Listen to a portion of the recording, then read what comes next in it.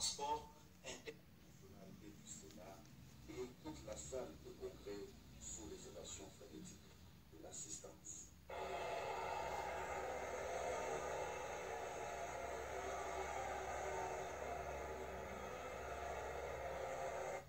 Juste après, le président de la République a pris la direction de la gare centrale. Joseph Kabila Kabange est allé inaugurer de nouvelles voitures complètement rénovées sur financement du gouvernement. Ces voitures vont servir dans les transports interurbains.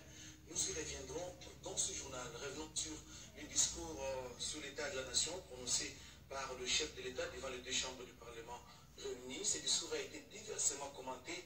Quelques personnalités politiques ont réagi. Les cas de Maître Azaria Souroubiroua, Sami Badibanga et d'Élysée Mouniemboui. Ils sont tous au micro de Christine Niasso. Par les fureurs même de discours bilan.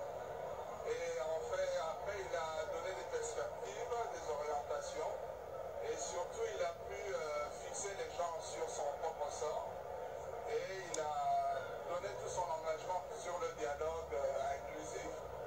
Et bon, il a laissé la porte ouverte aussi pour les amis qui n'ont pas encore signé, pour qu'ils puissent monter dans le train. Et donc, en conclusion, c'est un très bon discours. Un discours qui est de la hauteur. Il enferme à la fois les bilans pour les 15 années passées, mais aussi la vision pour l'avenir avec au centre la question des élections. Je pense que dans le discours, il a abordé beaucoup d'aspects, mais en même temps, il a résolu beaucoup de problèmes. Il y avait beaucoup de questions qui se posaient sur son sort, sur la question de la mission des évêques, le rassemblement, sur le sort de l'accord politique que nous avons trouvé.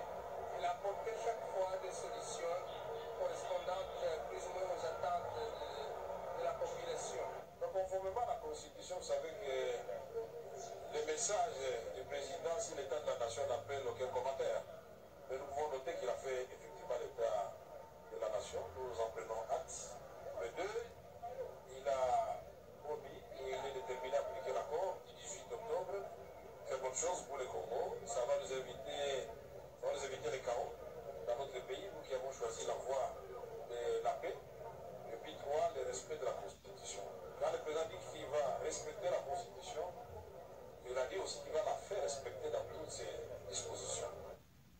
Et la première partie, c'est qu'il a dressé le tableau sombre de notre pays. Comment lui a trouvé ce pays quand il a accédé au pouvoir.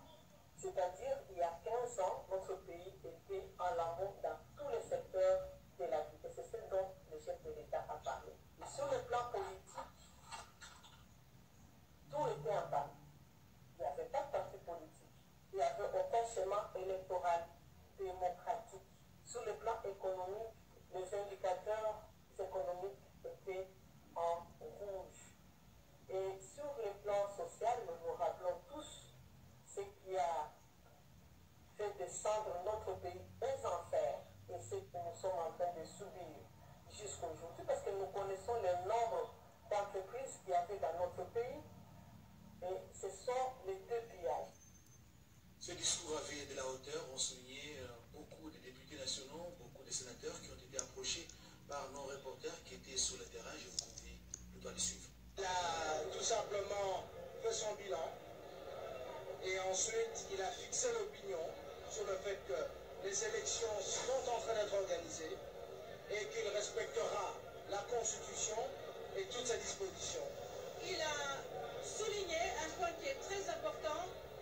La République démocratique du Congo est une démocratie constitutionnelle.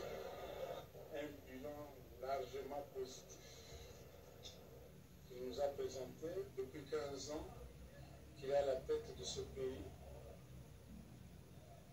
Non seulement il a tiré le pays du gouffre où il se trouvait à perte de vue, mais il a consolidé les acquis de la révolution.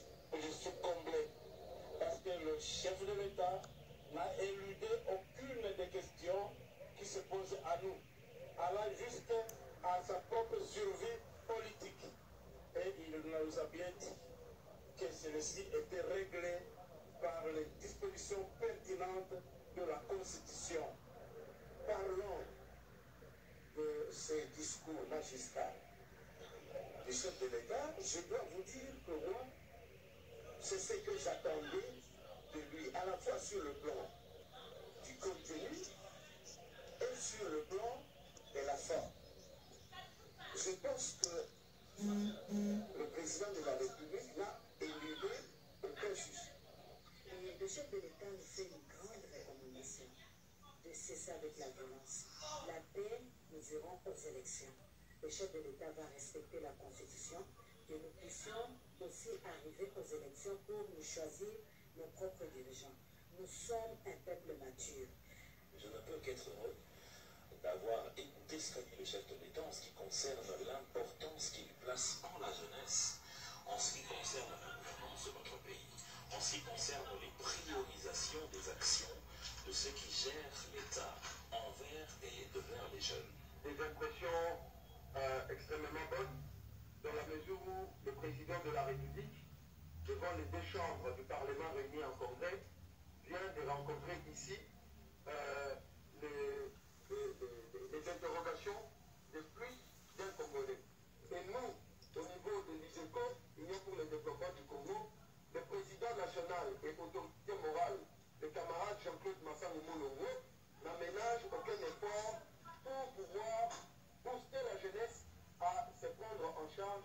Il est allé vraiment en chirurgie pour nous donner